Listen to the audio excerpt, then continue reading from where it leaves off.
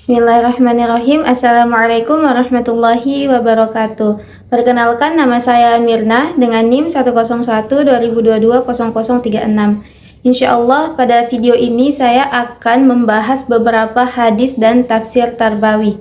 Yang pertama yaitu mengenai ilmu dalam perspektif Al-Quran dan hadis. Dalam perspektif Islam, ilmu memiliki kedudukan yang agung dan mulia. Ilmu dianggap sebagai anugerah dari Allah Subhanahu wa Ta'ala yang harus dimanfaatkan untuk kebaikan umat manusia. Sebagaimana dalam wahyu pertama yang diturunkan oleh Allah Subhanahu wa Ta'ala kepada Nabi Muhammad SAW, yaitu Quran Surah Al-Alaq ayat 1-5 yang berbunyi, A'udzu billahi minasyaitonir rajim. Bismillahirrahmanirrahim. Iqra bismi rabbikal ladzi khalaq, khalaqal insana min 'alaq, Iqra wa rabbukal akram, alladzi 'allama bil qalam, 'allamal insana ma lam ya'lam. Yang artinya, bacalah dengan menyebut nama Tuhanmu yang menciptakan. Dia telah menciptakan manusia dari segumpal darah. Bacalah, dan Tuhanmu lah yang maha pemurah, yang maha mengajar manusia dengan perantara kalam. Dia mengajar manusia apa yang tidak diketahuinya. Jadi, dalam ayat ini menjelaskan bahwa ilmu berasal dari Allah. Allah adalah sumber dari segala pengetahuan untuk mengajarkan manusia dari pena, yaitu alat untuk belajar dan menyampaikan ilmu. Jadi wahyu pertama ini menegaskan pentingnya ilmu dalam Islam. Dalam hadis juga dijelaskan betapa pentingnya menuntut ilmu, yaitu dari hadis Rasulullah SAW, yaitu An Anas bin Malik qala Rasulullah SAW, talabul ilmi fariidatun ala kulli muslim. Yang artinya, dari Anas bin Malik, ia berkata, Rasulullah SAW bersabda, menuntut ilmu adalah kewajiban bagi setiap muslim. Hadis riwayat Ibnu Majah. Dari dalil dan hadis Rasulullah SAW telah menjelaskan betapa pentingnya menuntut ilmu. Maka dari itu, tuntutlah ilmu dengan ikhlas, karena ilmu adalah kunci untuk mendekatkan diri kita kepada Allah, dan ilmu juga sebagai kunci kesuksesan di dunia atau bahkan di akhirat kelak. Materi yang kedua yaitu dasar dan tujuan pendidikan Islam menurut Al-Quran dan hadis. Dasar pendidikan Islam adalah menuntut ilmu dengan tujuan untuk mendekatkan diri kepada Allah, memperbaiki akhlak, dan meningkatkan kualitas hidup. Sebagaimana Rasulullah SAW diutus untuk mengajarkan kitab dan hikmah kepada manusia atas apa yang belum diketahuinya. Sebagaimana dalam Al-Quran Surah Al-Baqarah ayat 151 yang berbunyi, A'udzu billahi minasyaitonir rajim. Bismillahirrahmanirrahim. Kama arsalna fiikum rasulan minkum yatslu 'alaikum ayatina wa yuzakkikum wa yu'allimukumul kitaba wal hikmata wa yu'allimukum ma lam takunu ta'lamun. Yang artinya, kami telah menyempurnakan nikmat kami kepadamu. Kami telah mengutus kepadamu Rasul di antara kamu yang membacakan ayat-ayat kami kepada kamu dan mensucikan kamu dan mengajarkan kepadamu Alkitab dan Al-Hikmah, serta mengajarkan kamu apa yang belum kamu ketahui. Quran Surah Al-Baqarah ayat 151. Dalam dalil ini, Allah Subhanahu wa Ta'ala mengutus Rasulullah SAW untuk menyampaikan dan mengajarkan apa yang belum diketahui oleh manusia, dengan tujuan agar manusia dapat memahami ajaran-ajaran Islam dan beriman kepada Allah Subhanahu wa Ta'ala. Adapun hadis mengenai dasar dan tujuan menuntut ilmu yaitu dari Abu Hurairah radhiyallahu anhu, ia berkata, Rasulullah SAW bersabda, Wa man salaka tariqan yaltamisu fihi ilman sahhalallahu lahu bihi tariqan ilal jannah. Yang artinya, siapa yang menempuh jalan untuk mencari ilmu, maka Allah akan mudahkan jalan baginya menuju surga. Hadis riwayat Muslim. Materi yang ketiga yaitu mengenai hakikat pendidikan menurut perspektif Al-Quran dan Hadis. Jadi dalam konteks agama yaitu merujuk kepada kebenaran spiritual yang hanya bisa dipahami oleh hati dan wahyu, bukan hanya dengan akal saja. Misalnya adalah hakikat iman adalah kepercayaan yang tulus dan mendalam di dalam hati, bukan hanya sekedar pengakuan saja. Begitu juga dengan hakikat pendidikan Islam, yaitu hakikat yang membawa manusia lebih dekat kepada Allah, bukan hanya sekedar pengetahuan duniawi saja. Sebagaimana dalam Quran surah Al-Maidah ayat 67 yang berbunyi, A'udzu billahi minasyaitonir rajim. Bismillahirrahmanirrahim. Ya ayyuhar rasul balligh ma unzila ilaika min rabbik wa illam taf'al fama ballaghta risalatah wallahu ya'simuka minan nas Innallaha la yahdil qawmal kafirin. Yang artinya, wahai Rasul, sampaikanlah apa yang diturunkan Tuhanmu kepadamu. Jika engkau tidak melakukan apa yang diperintahkan itu, berarti engkau tidak menyampaikan risalahnya.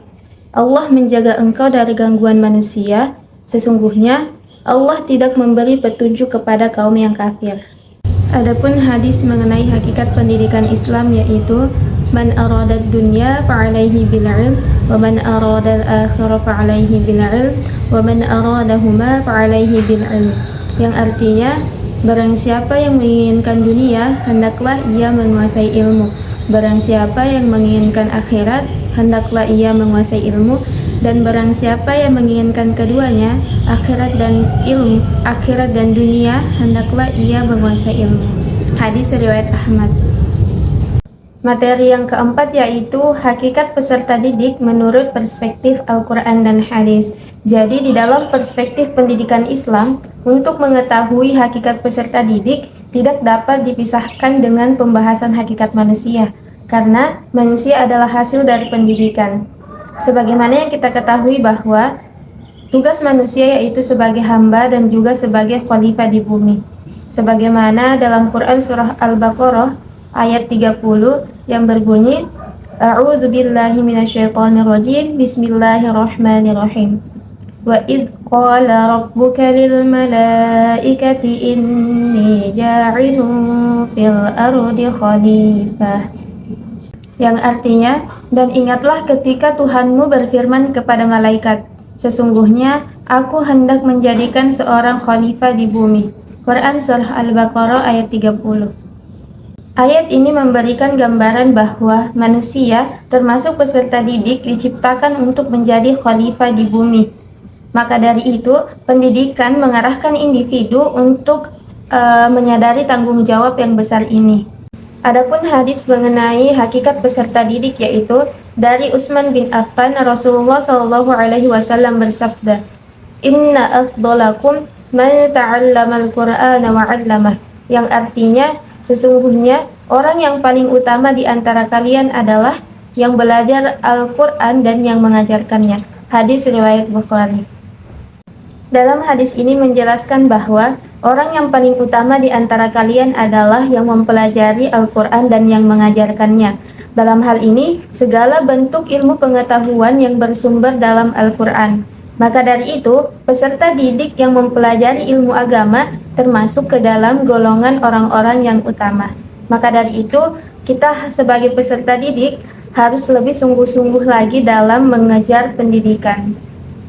Pembahasan yang kelima yaitu mengenai materi pendidikan Islam dalam perspektif Al-Quran dan Hadis. Jadi materi adalah bahan yang akan diajarkan kepada peserta didik di dalam proses pembelajaran. Materi dalam pendidikan Islam mengacu kepada isi atau konsep mengenai ajaran-ajaran Islam seperti akidah atau keimanan, akhlak, fikih, ibadah, muamalah, sejarah kebudayaan Islam, hadis, dan tafsir, dan masih banyak yang lainnya. Sebagaimana di dalam Al-Quran dijelaskan mengenai materi keimanan, yaitu terdapat dalam Quran Surah An-Nisa ayat 136 yang berbunyi, A'udzu billahi minasyaitonir rajim, Bismillahirrahmanirrahim. Ya ayyuhalladzina amanu aminu billahi wa rasulihi wal kitabilladzi nazzala ala rasulih والكتاب الذي نزل على رسوله والكتاب الذي أنزل من قبل ومن يكفر بالله وملائكته وكتبه ورسله واليوم الآخر فقد ضل ضلالا بعيدا. Yang artinya, wahai orang-orang yang beriman, tetaplah beriman kepada Allah, Rasul-Nya, Nabi Muhammad, kitab Al-Quran yang diturunkan kepada Rasul-Nya, dan kitab yang diturunkan sebelumnya.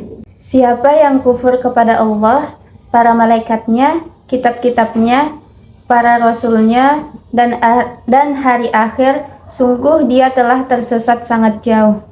Dalam dalil ini, perlu kita pahami bahwa materi mengenai keimanan atau akidah ini sangat penting untuk kita pelajari, karena ini merupakan pondasi kita sebagai umat muslim. Selain itu, seseorang dikatakan memiliki iman yang sempurna apabila ia memiliki akhlak yang baik, sebagaimana sabda Rasulullah SAW, Akmalul mu'minina imanan ahsanuhum, yang artinya, kaum mukminin yang paling sempurna imannya adalah yang paling baik akhlaknya. Hadis riwayat Tirmizi. Dari dalil dan hadis tersebut dapat kita pahami bahwa materi pendidikan Islam sangat penting untuk kita pelajari, karena keimanan yang kuat menjadi landasan bagi akhlak yang mulia. Orang yang beriman kepada Allah akan berusaha untuk menjalankan perintahnya dan menjauhi larangannya. Pembahasan yang terakhir yaitu mengenai metode dalam perspektif Al-Quran dan Hadis.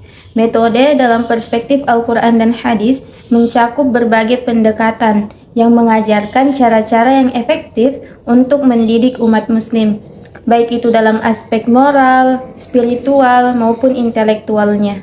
Sebagaimana jika kita menghubungkan antara materi keimanan dan akhlak, maka metode yang paling tepat digunakan yaitu metode keteladanan, di mana materi keimanan dan akhlak ini akan lebih mudah diterima dan dipahami apabila diberikan contoh secara nyata dalam kehidupan sehari-hari.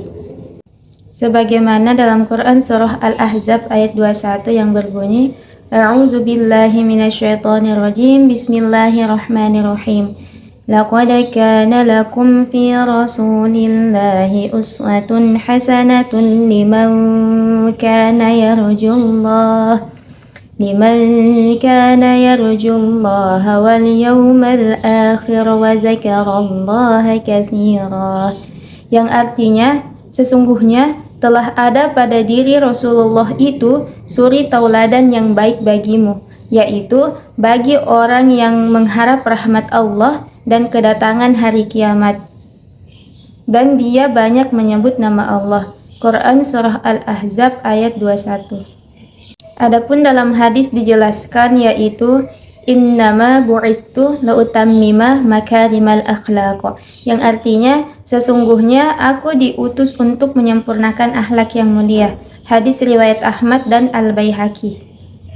Dalam dalil dan hadis di atas dapat menjelaskan bahwa salah satu metode yang baik digunakan dalam pendidikan yaitu metode suri tauladan atau metode ceramah, di mana kita bisa menjelaskan kepada peserta didik mengenai kisah-kisah Rasulullah sebagai suri tauladan yang baik yang bisa diterapkan dalam kehidupan sehari-hari. Cukup sekian pembahasan dari saya mengenai hadis dan tafsir Tarbawi. Sekian dan terima kasih. Wassalamualaikum warahmatullahi wabarakatuh.